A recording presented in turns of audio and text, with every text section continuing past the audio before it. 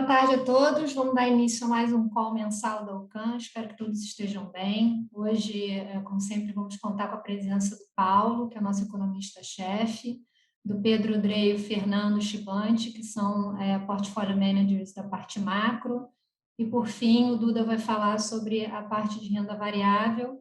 E, ao longo do call, a gente vai tentar responder ao máximo de perguntas possíveis. Caso não dê tempo, eu peço que vocês enviem as perguntas para contato@ocambrasil.com.br. Obrigada pela participação de vocês. Paulo, por favor, pode começar.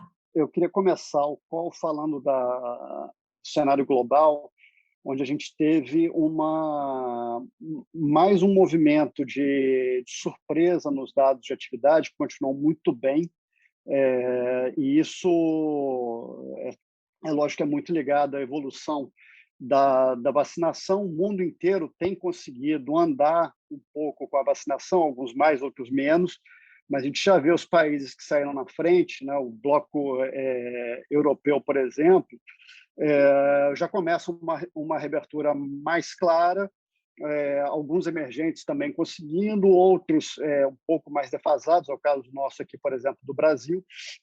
Mas, independente de qualquer coisa, o que a gente está vendo é que onde a gente está tendo uma rodada de casos mais fortes de pandemia, o impacto em cima da atividade está sendo bem mais contido do que no passado. Acho que esse é o primeiro input. E isso acaba se traduzindo numa surpresa positiva com a atividade na maior parte dos países, onde talvez isso não esteja claro, e até tenha tido alguns dados um pouco piores de atividade, é justamente quem saiu na frente, especificamente nos Estados Unidos, onde a gente teve, por exemplo, uma geração de empregos mais fraca. Entretanto, quando a gente olha aberto o que está acontecendo ali, a gente vê que não parece ser uma falta de demanda por trabalho. O número de postos abertos é muito alto, daria para absorver um contingente de mão de obra muito maior.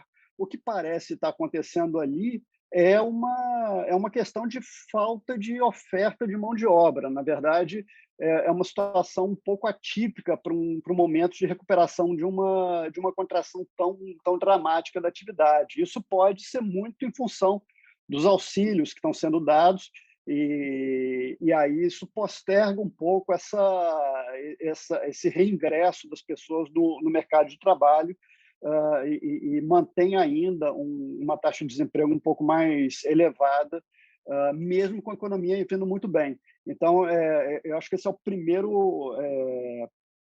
primeiro ponto importante aqui para fazer lá fora, que essa surpresa negativa com os Estados Unidos não necessariamente é que o PIB começou a dar sinais piores, mas talvez seja até uma indicação que os estímulos estão sendo até excessivos.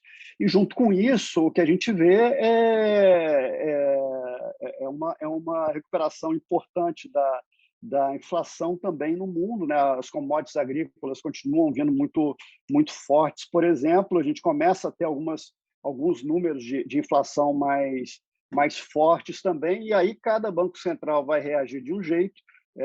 Por exemplo, o Fed ele tem dado sinais consistentes que quer esperar um pouco mais, mas lógico que isso também depende da magnitude dos aumentos que a gente vai ter daqui para frente. Passando para o Brasil, o que a gente vê é que a gente está exatamente nessa mesma página. A gente até teve uma surpresa negativa com o ritmo de vacinação, ele desacelerou agora no mês de maio, mas também, mesmo com uma segunda onda batendo no país, os dados que a gente tem visto mostram que essa segunda onda teve um impacto mais brando, está tendo uma recuperação relativamente rápida, e a gente está tendo uma surpresa com a atividade também bastante clara. Talvez o dado que consolide isso de uma forma mais geral seja o PIB, que foi divulgado hoje, onde a gente teve um crescimento de 1,2% em relação ao trimestre passado. A gente basicamente recuperou o patamar que a gente tinha pré-pandemia. o PIB está num nível basicamente similar ao que a gente teve no quarto TRI de 2019, e mesmo que a gente tenha um contingente de desempregados muito maior, né? Acho que isso é bem marcante nos dados de atividade aqui.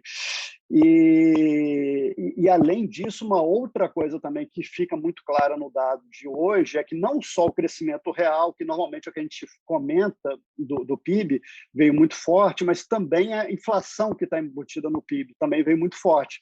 Então, a gente está tendo justamente esses dois vetores que eu estava falando da economia global, de um lado a atividade muito forte e do outro a inflação começando a aparecer, de forma muito caracterizada aqui nos dados do Brasil. E essas duas coisas juntas, elas inflam o valor em reais do PIB, e isso tem uma repercussão importante em cima das nossas cotas fiscais, porque tudo que a gente olha em relação ao fiscal é, de uma forma ou de outra, balizada em relação ao PIB. Então, a gente olha sempre o resultado primário contra o PIB, o resultado da carga de juros contra o PIB, a dívida contra o PIB. E como o PIB ficou maior, essa relação ela acaba tendo uma melhora. E mais do que isso, a gente tem um PIB que provavelmente vai ficar aí em torno de 5,5% de crescimento esse ano, quer dizer, um crescimento bastante robusto, e vai melhorar essas dinâmicas, pelo menos nessa foto que a gente tem para esse ano. A gente ainda tem uma preocupação com a dinâmica de médio prazo, em cima da necessidade de consolidação fiscal. A gente continua tendo um déficit primário relevante, que precisa ser equacionado e tudo, mas é inegável que a gente tem uma foto melhor nesse momento em cima do fiscal. Agora, a outra coisa também que eu estava comentando em cima do PIB, que é a parte da inflação, ela também ela chama a atenção. A gente tem tido uma inflação que está muito forte para esse ano, uma inflação que é acima da meta. Junto com isso, quando a gente olha expectativas, por exemplo, a gente vê uma alta gradual, mais consistente das projeções do mercado para o PIB, perdão, para a inflação, para o IPCA do ano que vem. Está se aproximando de 3,7, devagarzinho, mas toda semana o Focus aumenta um pouquinho. E isso, obviamente, é uma coisa que não é desejável para o Banco Central. Você tem uma inflação esse ano, você sempre pode argumentar que é um efeito de um choque temporário, poderia argumentar alguma coisa desse tipo. Mas a gente já vê uma contaminação em cima do ano que vem. E isso é uma coisa que o BC tem que se contrapor, na nossa opinião. Ele precisa ancorar essa expectativa. Ele, de certa forma, ele tem atuado. Ele subiu 75 bases na reunião do mês passado. Esse mês ele já sinalizou que vai subir mais 75 bases também, mas ele continua mantendo no discurso aquela sinalização que ele quer fazer um ajuste parcial. E a gente continua vendo essa estratégia como inadequada, que ele vai precisar fazer mais, justamente por esse conjunto da obra que a gente está discutindo. Os estímulos que estão sendo dados na economia, esse consolidado de política fiscal com monetária, ele está muito forte, não é à toa que o PIB está crescendo forte da forma como tem crescido, e junto com isso a inflação também aparecendo. Então, é um movimento que a política monetária tem que se contrapor para manter justamente um ambiente controlado. E tendo isso em vista, eu vou passar então para o Pedro para falar dos mercados. Então, boa tarde, pessoal. Dando sequência aqui, falando um pouco dos mercados, o que a gente está vendo, como é que a gente está ajustando o nosso portfólio, mas aqui com perigo de ser repetitivo já, com tudo que a gente falou no call do mês passado e um pouco já do que o Paulo já falou muito bem aqui. Acho que não houve grandes novidades, acho que a gente está mais avançando nesse cenário muito pessimista, muito otimista, na verdade, desculpa, realmente a gente está passando por uma fase, né, com números muito fortes de atividade econômica. A retomada da crise realmente está vindo de uma maneira muito surpreendente, né?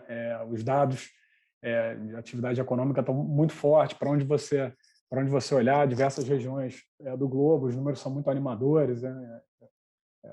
Economia global, Estados Unidos indo para perto de 7% de crescimento, Europa 4%, China mais de 8%. A gente continua avançando nesse cenário de uma retomada muito forte. O V-shape está mais do que cristalizado em diversas regiões, o Brasil mesmo, como o Paulo falou, que a gente era muito cético, o PIB já está voltando para um patamar acima do nível pré-crise. Então, obviamente, é um cenário muito otimista, acho que isso justifica esse bull market todo que a gente tem visto, essa performance muito positiva dos ativos de risco, né, amparado por esse mundo de juro real muito comprimido, né? Você tem tido algum ruído na parte de juro nominal, você tem observado algumas aberturas, mas o juro real ele continua muito achatado, né, com destaque para os Estados Unidos, que, de certa forma, refém dessa mudança de arcabouço que ele fez, né? As perspectivas de inflação estão acelerando, isso tem comprimido o juro real, isso, junto com os números de atividade forte, junto com os avanços das campanhas de vacinação, tem dado esse entorno muito favorável que a gente tem visto. Então, acho que isso não é novidade, né? Já era um pouco a visão aí que a gente estava falando, isso tudo que o Paulo já disse, mas os números realmente chamam a atenção. Acho que a gente está chegando num estágio que começam a surgir as preocupações, né, de você ter alguns exageros ou alguns desequilíbrios, né? Dado realmente a força dos números que estão aparecendo, todas as métricas de inflação que a gente observa está sempre recheada de adjetivos, né? Nunca, nos últimos 10 anos, nos últimos 15 anos, você nunca vê um número tão forte. Pesquisas de intenção de repasse de preço, né? Hoje a gente teve a divulgação do ISM nos Estados Unidos, que você vê claramente estão acontecendo uns descompassos relevantes entre demanda e oferta de maneira geral. Então, esses desequilíbrios colocam os riscos para o cenário, que é um pouco do que a gente tem discutido aqui. Na verdade, o mercado tem se debruçado muito nisso, mas, apesar desse medo de inflação estar refletido em alguns preços, a performance dos ativos ainda está muito positiva. Acho que o mercado tem se apoiado um pouco na visão do Fed de que essa alta da inflação ainda é temporária, então, essencialmente, segue um cenário benigno. Mas o que a gente continua fazendo aqui no nosso portfólio macro, no mercado de juros, é continuar com essa visão altista para juros, né, de que essa resposta, se essa alta da inflação nesse curto prazo ela é temporária ou não, a gente não sabe, é difícil responder isso. O que a gente acredita é que essa ameaça vai continuar presente nos mercados por um tempo, porque mesmo com toda a melhora de atividade econômica, V-shape, a gente acima em nível dos patamares pré-crise, os Estados Unidos deve fechar o PIB desse ano 2%, 3% do nível nominal pré-crise. A despeito disso tudo, quando você olha de maneira generalizada, as políticas fiscais e monetárias, elas ainda estão formuladas como elas foram lá atrás. Obviamente, você tem uma perspectiva de desaceleração fiscal, mas, de maneira geral, os Estados Unidos ainda está tomando muitas medidas de estímulo fiscal. As políticas ainda estão com um desenho que foram feitos lá atrás, em meados do ano passado, no meio da pandemia, mesmo com toda essa recuperação muito forte, aceleração inflacionária. Então, tudo isso, ou seja, o carro já está muito acelerado, já está com uma velocidade muito alta, mas o acelerador ainda está até embaixo. Então, obviamente, surge essa discussão de desequilíbrios, é um pouco o medo que a gente tem aqui. Um ponto que a gente já levantou no call passado, que eu acho que segue sendo muito determinante, é essa divergência do Fed em relação aos outros bancos centrais. A gente está vendo uma onda se movendo mais ou menos na direção um pouco mais rock, né? A gente já tinha o Banco Central do Canadá, que já tinha se mexido com o taper, o Banco Central da Noruega, né? Mas a gente viu recentemente a Nova Zelândia também se manifestando de maneira um pouco mais rock, o Banco Central da Inglaterra, você tem ali alguns países do leste europeu, como a República Tcheca, você tem na Ásia a Coreia do Sul, né? Você tem o Banco Central do Chile aqui, o Banco Central do Brasil, enfim, está tendo uma onda de bancos centrais se mexendo. O Fed ele ainda está, como eu falei, vítima um pouco daquela mudança de arcabouço que ele fez no ano passado, né? Onde ele vai ter que ser reativo, vai olhar no retrovisor, ele quer ter uma confiança de que a inflação vai rodar por um período acima do 2% lá da meta dele. Então, essa divergência que tem conferido um pouco essa fraqueza do dólar, aí, que o Shibante vai comentar, né? O juro real nos Estados Unidos está muito amassado, enquanto os outros países começam a abrir um pouco. Tá? A gente acha, de novo, que isso na frente pode causar algum desequilíbrio. Aí, falando das posições, que a gente continua com posições tomadas nos Estados Unidos, a gente adicionou alguns outros países aqui no nosso portfólio, tá? A gente adicionou, então, Chile, Austrália e África do Sul. A gente acha que esse tema vai se espalhar para outros países, então você tem todo esse background internacional que já pressiona as taxas, tá? E alguns países com umas idiosincrasias que a gente acredita que vale a pena adicionar essas posições no portfólio, porque também tem alguma simetria que pode ser interessante. Então, a gente está com esse book de juros lá fora tomado nesses 4 países que eu citei. Obviamente, a gente está sempre tentando aqui escolher o melhor vértice, onde é que está a maior concentração, mas acho que esse equilíbrio ficou bem interessante. E aí, migrando um pouco para o Brasil, de fato, tiveram algumas notícias positivas, aí, como o Paulo falou. Acho que essa surpresa, principalmente da atividade econômica, tem deixado o mercado bastante animado. A gente viu uma performance bastante positiva dos mercados e essa questão das métricas fiscais, que, sem dúvida nenhuma, ajuda um pouco o nosso ponto de partida. Você tem todo esse movimento das commodities também, que tem beneficiado o Brasil, tem melhorado a nossa balança comercial, melhorado o fluxo, tem ajudado o câmbio aí recentemente. O Brasil sendo visto como um produtor de commodities grande, um case, você está em escassez em todos esses produtos no mundo, então o Brasil vem performando melhor. No ponto de vista de reforma, você continua vendo essa retórica aí um pouco mais construtiva do legislativo, apesar das vitórias, na nossa opinião, não serem muito concretas, mas o mercado está muito animado com essas discussões. A gente continua um pouco cético com relação à capacidade de gerar alguma consolidação mais forte, mas o tema da vez é essa questão das métricas fiscais. Como o Paulo já falou, você teve uma surpresa positiva, o PIB está indo para 5, 5,5, 6. Isso está melhorando muito a nossa relação dívida-PIB, que é o nosso grande ponto de fragilidade, mas na nossa visão, de novo, isso é bom, mas isso está acontecendo não só pelos bons motivos. A gente está tendo um PIB mais inflado por conta da inflação. Então, a gente está desalavancando da maneira clássica como os emergentes desalavancam, que é através do imposto inflacionário. Essa aceleração da inflação está permitindo uma alavancagem mais baixa nossa. Então, obviamente, isso não vem sem custo, isso causa alguma desorganização na economia. Acho que os riscos inflacionários estão muito presentes. Então, a gente acha que o desafio é enorme. Do ponto de vista fiscal, apesar de você ter um ponto de partida melhor, como o Paulo falou, a trajetória dos déficits ainda está inalterada. Isso, e o que a gente tem pela frente, em termos de horizonte político, a gente não enxerga, com o que a gente vai ter pela frente uma consolidação, alguma reforma que tenha uma potência suficiente para suavizar a nossa trajetória de déficit, que acho que ainda está muito desafiadora. Então, o Brasil tem esse ambiente inflacionário que, na nossa visão, segue muito desafiador. A gente está indo para mais de 5,5% de inflação esse ano. 2022 começa a desancorar. O Banco Central, apesar de já ter entregue essas 2 altas de 75, ter se comprometido com mais uma, alguma coisa relevante, mas ele parece um Banco Central que não quer ir muito longe quando você analisa a comunicação oficial dele. Ele, como o Paulo falou, ele está insistindo numa normalização parcial. Então, dito isso tudo, a gente está mantendo aqui as posições tomadas em juros. A gente, a despeito dessa melhora toda dos mercados, você vê que o mercado de juros aqui continua bastante pressionado. A parte curta da curva abriu agora no mês de maio, onde as performances foram positivas, mais de 40 bases. A parte longa menos, você teve um flattening da curva relevante. E as inflações implícitas tiveram um movimento também forte de abertura, próximo de 50 bases no ano de 2022, 2023. São movimentos muito expressivos que acho que estão contratando um risco à frente para as expectativas de 2022 no Focus, que o Banco Central imputa nos modelos dele, olha, dando muito peso.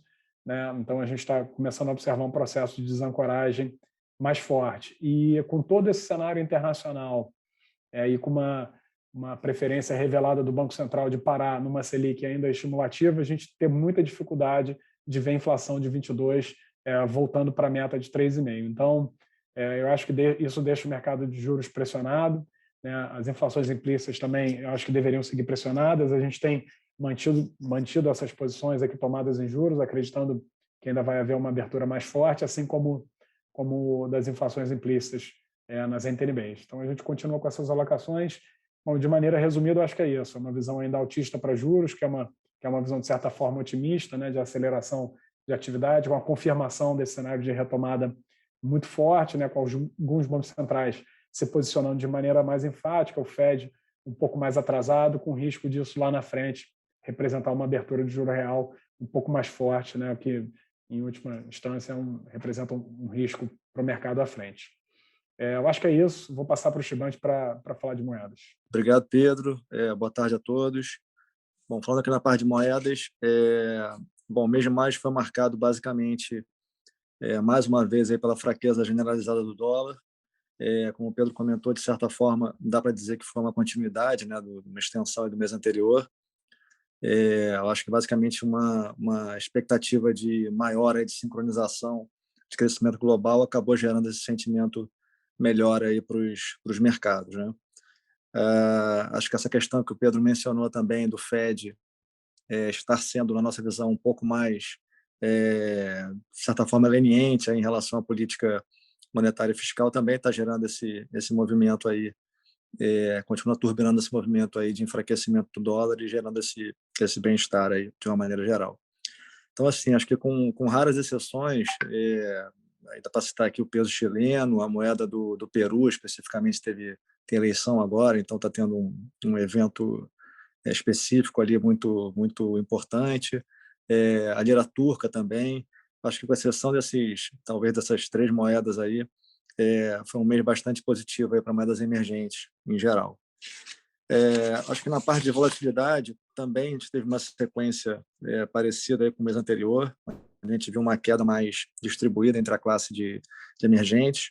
No mês passado, o real ainda ficou um pouco fora aí desse processo aí de melhora, ainda ficou um pouco mais com a vol um pouco mais alta, aí perto de 20%. Mais recentemente, ao longo do mês, ele acabou se juntando aos pares aí e se beneficiou desse movimento também. Então, teve um movimento razoável aí de queda de volatilidade, né? Voltou um pouco mais perto aí de alguma normalidade, apesar de ainda estar em níveis relativamente altos, assim. Então, voltou para o nível de dezembro do ano passado, mas ainda são níveis ainda estão um pouco longe aí dos níveis pré-pandemia. A parte de fluxo financeiro, que a gente tem os dados até o dia 21, a gente voltou a ter dados mais financeiros, mais negativos aí de saída. Então, a gente teve 1,3 bi reportado aí de saída, e com isso, no ano, a gente fica com um resultado positivo em 2,1 bi. E também, repetindo o que aconteceu no mês passado, o Banco Central acabou optando por ficar fora do mercado também. Então, a gente não viu nenhum tipo de intervenção, tanto no spot como no swap. E, bom, passando agora para a parte de posição, a gente optou por fechar a posição que a gente tinha comprada em dólar contra o real e passou a operar de maneira um pouco mais tática agora. Então, a gente, ao longo do mês, aí, com essa força aí basicamente aí do externo, aí, a gente reviu aqui a nossa posição, zerou e tem operado aí mais nas duas pontas aí de maneira mais tática. Tá? A gente está ainda mantendo uma posição vendida no peso mexicano e no rand sul-africano, mas o que a gente fez de novidade é que a gente adicionou ao longo do mês uma posição comprada na moeda chinesa, né, o renminbi, especificamente pelo fato do país estar bastante bem do ponto de vista de contas externas. Você tem, por um lado, exportações que estão 20% acima dos níveis pré-pandemia. Além disso, com o outflow que normalmente acontece na parte de turismo está zerado ainda pelo simples fato do país estar fechado aí, né, pela pandemia. Tem ainda também um carrego que ajustado aí para a vol da moeda, é um carrego bastante positivo, bastante razoável, assim. E eu acho que o principal aí por trás da decisão, acho que é basicamente o governo que segue fazendo um esforço bastante grande, procurando flexibilizar e dar mais abertura aí na parte da conta de capital. Então, acho que a novidade do mês é essa adição dessa posição aí nova, tá?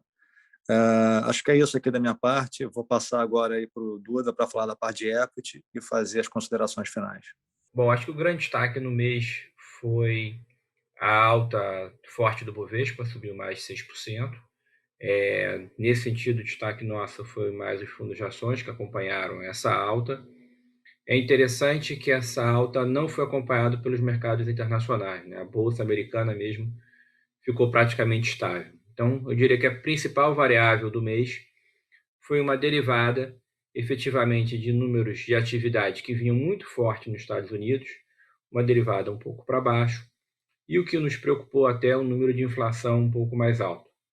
É importante citar que os mercados americanos, na nossa opinião, também reagiram com uma maturidade muito grande, né?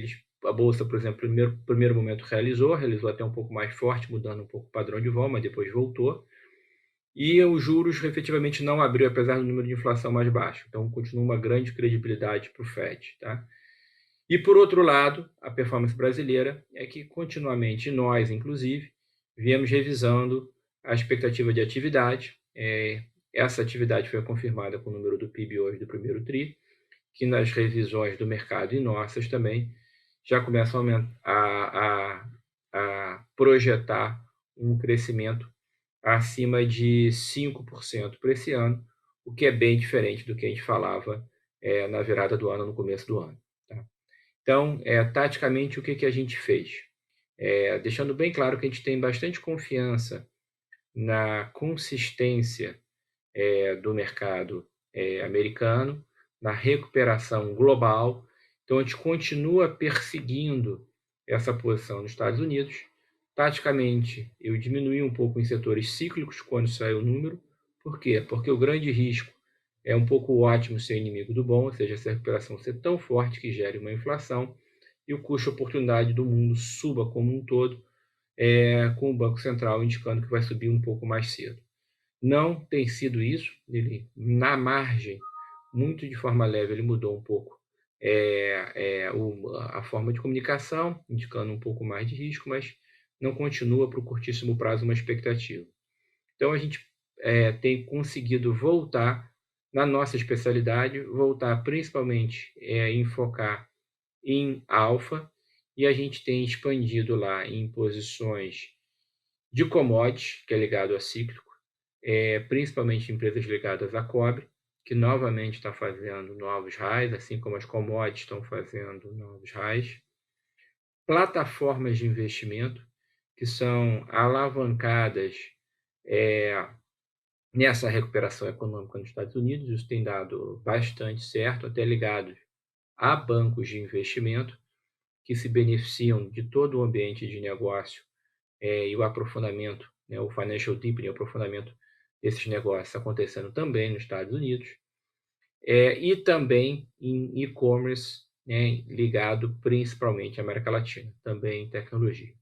Então, o nosso ponto a gente continua conseguindo expandir as posições lá fora de forma protegida, a gente continua conseguindo um retorno risco bastante favorável e estamos otimistas à frente, tanto com o cenário econômico, quanto as perspectivas de bolsa como um todo, eu dizendo beta, a direção do mercado lá fora, mas principalmente com a nossa especialidade de gerar alfa lá fora.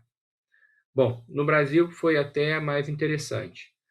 O nosso portfólio esse mês, depois de ter tido uma performance excepcionalmente boa anteriormente, não teve uma performance muito boa esse mês. O principal detrator de resultado foi o setor de siderurgia. Algumas empresas de siderurgia no Brasil caíram mais de 10% no mês. A gente acha que esse movimento não mudou, até gerou algumas oportunidades de aumentar em commodities, principalmente mineração. Então, a siderurgia, que foi um dos setores principais de performance no ano, teve um payback nesse mês, mas a gente continua achando que tanto para mineração e siderurgia os preços vão se manter elevados, e até você teve notícia, inclusive vindo hoje, que a própria China já está aumentando, depois de ter sido restritiva no consumo de minério, na produção de siderúrgica, já está voltando à sua produção. Então, a gente acha que os fundamentos estão aí, a recuperação econômica está mais forte e a gente continua acreditando bastante no setor de commodities. Então, em Brasil, lá fora a gente tem procurado aumentar, mas em Brasil a gente até fez um aumento ainda mais significativo por essa confiança maior na atividade, mas principalmente em alfa, no que eu vou citar. Então, em commodities a gente expandiu. Além de mineração e siderurgia, a gente tem a posição comprada no óleo e a gente também expandiu em empresas de petróleo. Tá? Aqui, principalmente aqui no Brasil, a gente gosta de algumas empresas privadas recentes que vieram e até o próprio case de Petrobras nós estamos perseguindo também essa melhora de perspectiva de crescimento, somente melhora de arrecadação, que vai no ponto nevrálgico do país agora, que é a sustentabilidade fiscal. Além disso, a gente conseguiu aumentar em consumo discricionário, empresas líderes que continuam com um crescimento bastante forte e com uma vantagem competitiva em e-commerce. Eu acho que o case continua intacto para as empresas com uma vantagem de tecnologia e a gente também continua expandindo. Tá? Outro setor que a gente procurou expandir foi o sistema financeiro não bancário, mesmo tema que a gente está perseguindo nos Estados Unidos, também funcionou bastante certo, é alavancado na economia aqui, então eu acho que mais do que o mercado subir, eu acho que vai ter uma expansão do mercado e essas empresas vão se beneficiar. Tá? Outro ponto também que a gente procurou expandir foi dentro do setor elétrico, também a gente viu oportunidades, até o avanço que foi significativo nesse mês da probabilidade de privatização da Eletrobras, nós acreditamos que seja transformacional para o setor. E por último, outro setor também que a gente persegue lá fora, que é ligado a cíclico, é ainda reforçado pós-pandemia o setor de saúde. A gente também tem conseguido expandir e principalmente nas empresas integradas. Tá? Bom, se nós estamos otimistas lá fora, acho que o capítulo foi bem favorável para o Brasil, para a Bolsa, então nós ficamos ainda na derivada mais otimistas para o Brasil.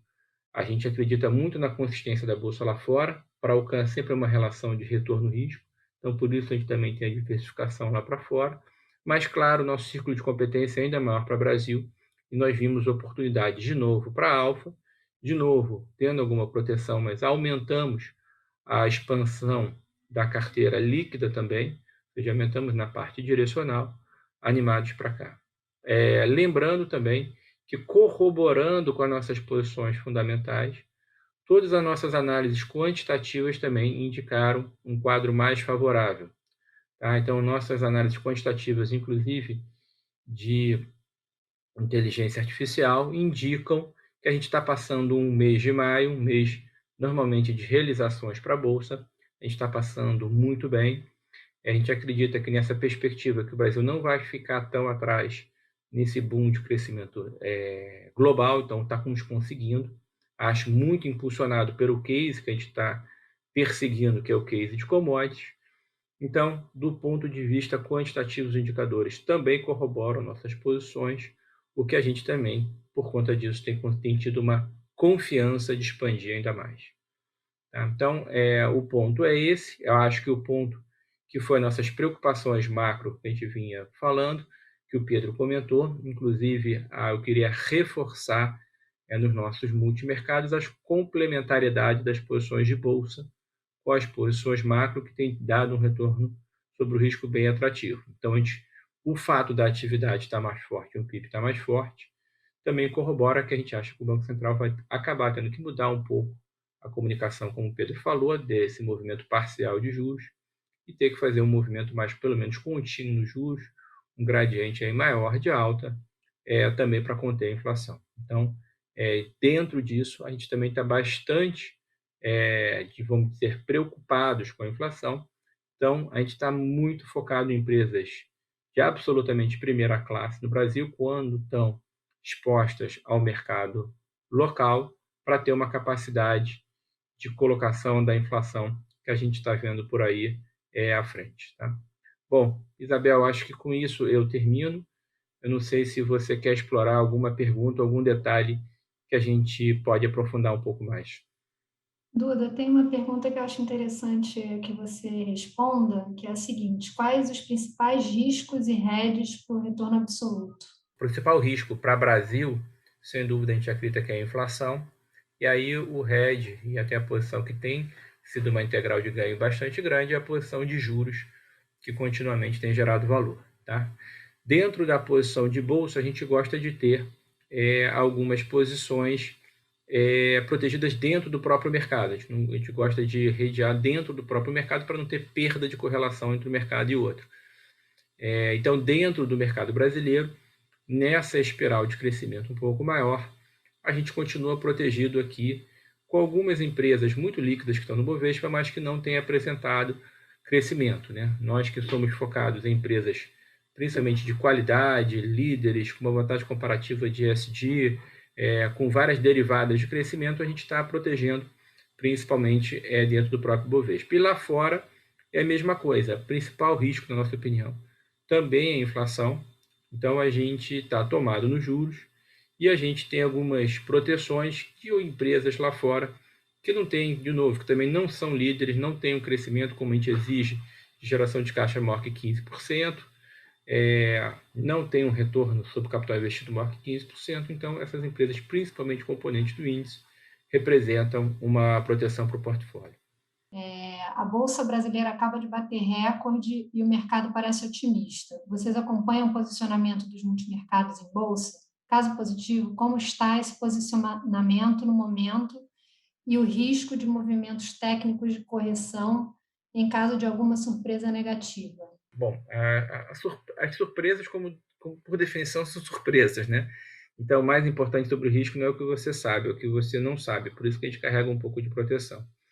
Citando o retorno absoluto, a gente vê uma chance da gente ir para próximo de 30% de exposição líquida em bolsa. Hoje a gente está superando aí em torno de 20%. Então, a gente está no processo de expansão, vendo as oportunidades que aparecem.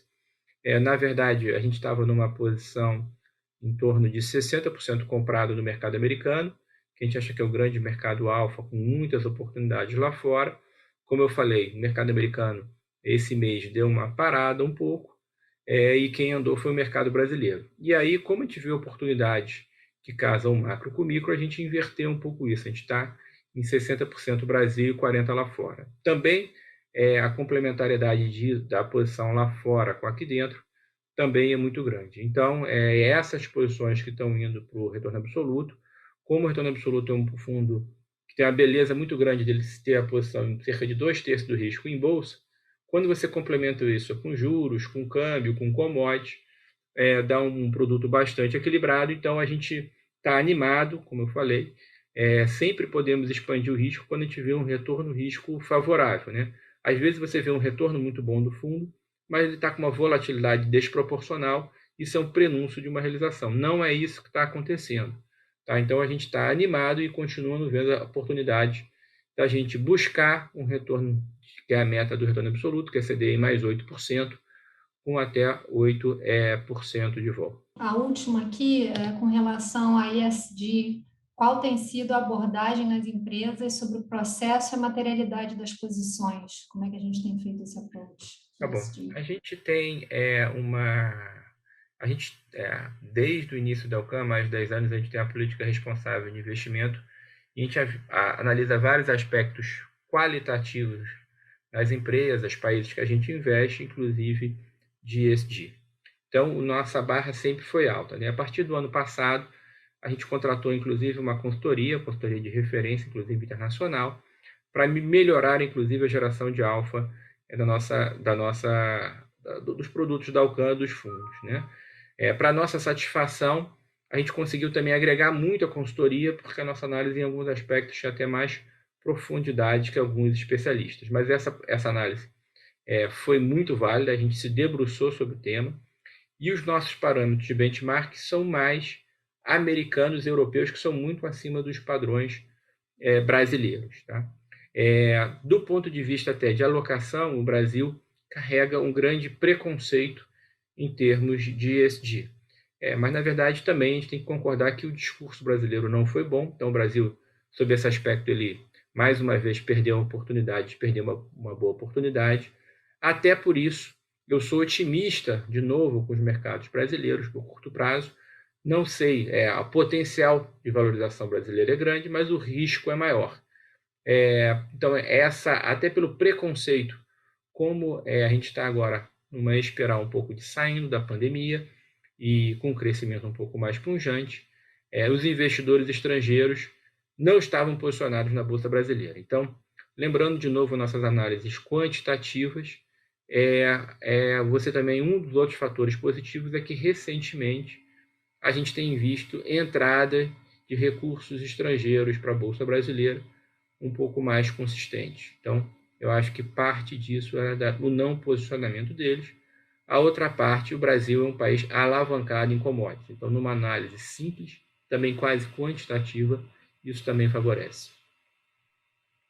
Duda tinha falado que era a última, mas eu acho que apareceu uma aqui interessante, então Tá eu ótimo, vou Isabel. fazer. Isso Tá aqui é um bom? bate-papo e quanto mais a gente for esclarecedor, melhor. Tá bom.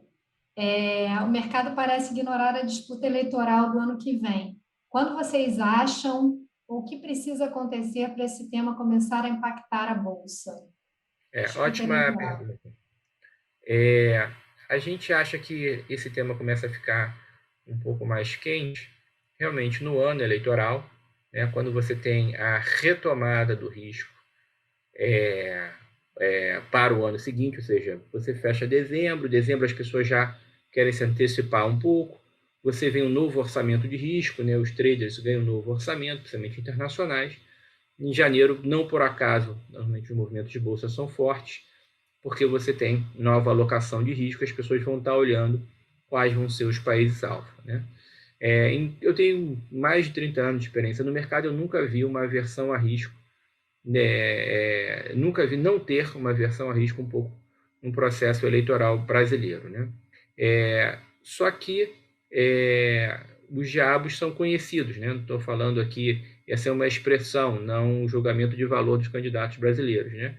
Então, o mercado tem trabalhado com um discurso forte, que foi nesse mês, em que se tornou mais latente o favoritismo do Bolsonaro e do Lula, que ambos já tiveram seus mandatos, ambos têm um discurso mais populista, mas ambos vão recorrer ao centro e vão ser responsáveis fiscalmente. A gente acredita que a agenda de reformas é fundamental para o Brasil.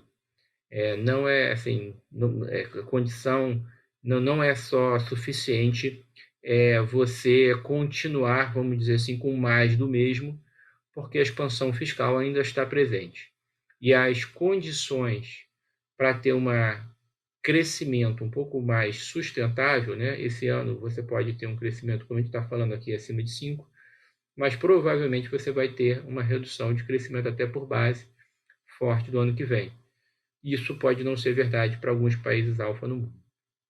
Então, a gente não é extremamente otimista, mas a gente é muito otimista na nossa especialidade, que é alfa. Então, aqui continua empresas excepcionais, independente um pouco do cenário político, serem afetados. Então, a gente acha que vai ter um aumento de taxa de desconto, vamos dizer assim, pelo cenário político no ano que vem. Eu acho que o mercado não está exatamente nesse capítulo um pouco de expansão, e eu acho que o mercado está antecipando, que a gente já está vendo também como verdade, de uma aproximação do centro das candidaturas favoritas. Então, ao final do dia, resumindo, eu acho que é um risco que faz a gente também gostar de diversificação para setor externo, mas esse risco, na nossa opinião, em termos de mercado, é o que a gente chama que não é de cauda larga, ou seja, não vai gerar uma realização muito grande. Vai gerar uma provável depuração, ou seja, de novo, empresas mais frágeis, mais ligadas a estatais, provavelmente vão sofrer mais. Duda, é isso. Acho que a gente pode encerrar, se você quiser falar mais algumas coisas. Não, eu acho que só essa mensagem que eu queria passar de otimismo. A gente fez até um estudo recente que a gente ficou muito feliz que, dentre as maiores gestoras como nós, que temos mais de 10 bi de gestão em multimercados, o retorno absoluto, ou, claro, os outros fundos que têm menos risco, tem sido a melhor relação de retorno-risco, inclusive de retorno, desde o início. Então, como a gente vê essa oportunidade do mercado acionário globalmente, no Brasil ainda expandindo, eu acho que o nosso cenário macro também está convergindo aí, com risco inflacionário maior e os juros efetivamente abrindo mais no mundo, a gente está bastante animado com as nossas teses, expandir valor, expandir as posições e gerar valor para os clientes. Queria mais uma vez agradecer enormemente a confiança nossa e reafirmar como é que nós estamos trabalhando aí, talvez 2 vezes mais, para realmente não deixarmos de aproveitar esse movimento fantástico de recuperação econômica global. Ok, pessoal, a gente agradece a presença de todos e mês que vem estamos juntos de novo. Muito obrigado. Obrigado, pessoal. Sorte, Obrigada a saúde e todos. sucesso a todos. Obrigado a todos. Tchau, tchau. Obrigado.